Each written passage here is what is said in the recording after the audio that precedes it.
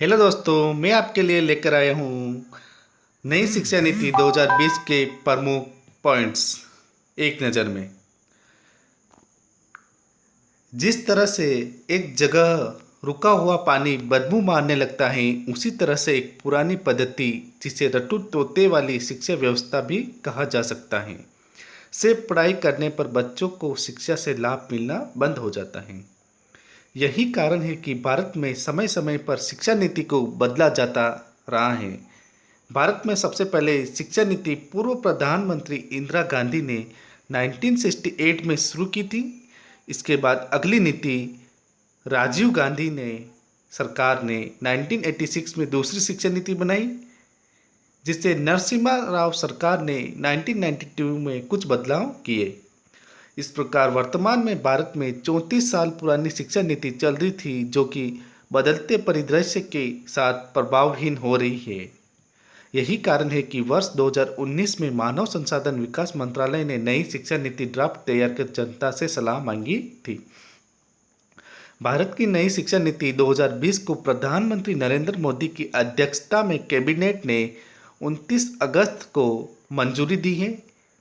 इस नई शिक्षा नीति को मसौदा पूर्व इसरो प्रमुख के कस्तूरी रंगन की अध्यक्षता में विशेषज्ञों की एक समिति ने तैयार किया है। आइए कुछ पॉइंट से जानते हैं कि नई शिक्षा नीति 2020 के मुख्य बिंदु क्या हैं। नई शिक्षा नीति 2020 प्रमुख पॉइंट एक नज़र में है। नई शिक्षा नीति 2020 में शिक्षा पर सकल घरेलू उत्पाद का 6% खर्च किया जाएगा, जो कि अभी 4.3% है, 4.43% है। अब 5वीं कक्षा तक की शिक्षा मातृभाषा में होगी।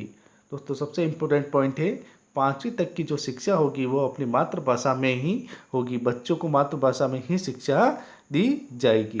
नेक्स्ट है, मानव संसाधन विकास मंत्रालय का नाम बदल कर क्या कर दिया गया है, शिक्षा मंत्रालय कर दिया गया है। अतः रमेश पोखरियाल निशंक अब देश के शिक्षा मंत्री कहलाएंगे। क्या कहलाएंगे? शिक्षा मंत्री कहलाएंगे।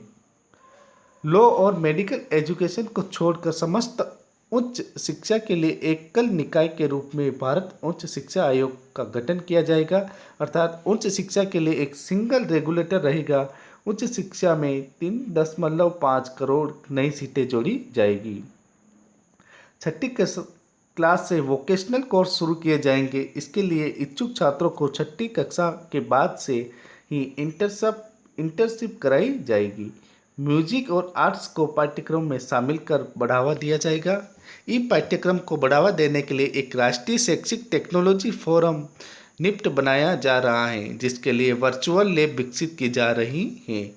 वर्ष 2030 तक उच्च शिक्षा में फीसदी सकल नामांकन उत्पाद अनुपात GER ग्रोस इनरोलमेंट रेशियो 50% पहुंचाने का लक्ष्य है, जो कि वर्ष 2018 में 26.3% था।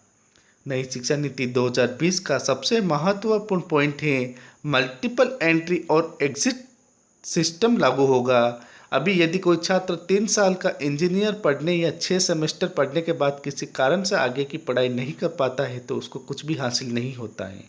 लेकिन अब मल्टीपल एंट्री और एग्जिट सिस्टम में 1 साल के बाद पढ़ाई छोड़ने पर सर्टिफिकेट, 2 साल के बाद डिप्लोमा और 3 से 4 साल की पढ़ाई छोड़ने के बाद डिग्री मिल जाएगी। इससे देश में ड्रॉप आउट रेशियो कम होगा। अगर कोई छात्र किसी कोर्स बीच में छोड़कर दूसरे कोर्स में एडमिशन लेना चाहे, तो भी वो पहले कोर्स से एक खास निश्चित समय तक ब्रेक ले सकता है, दूसरा कोर्स ज्वाइन कर सकता है और इसे पूरा करने के बाद फिर से पहला कोर्स जारी रख सकता है।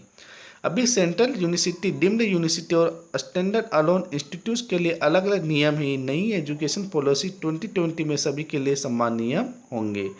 देश में शोध और अनुसंधान को बढ़ावा देने के लिए अमेरिका के NSF नेशनल साइंस फाउंडेशन की तर्ज पर एक शीर्ष निकाय के रूप में नेशनल रिसर्च फाउंडेशन की स्थापना की जाएगी।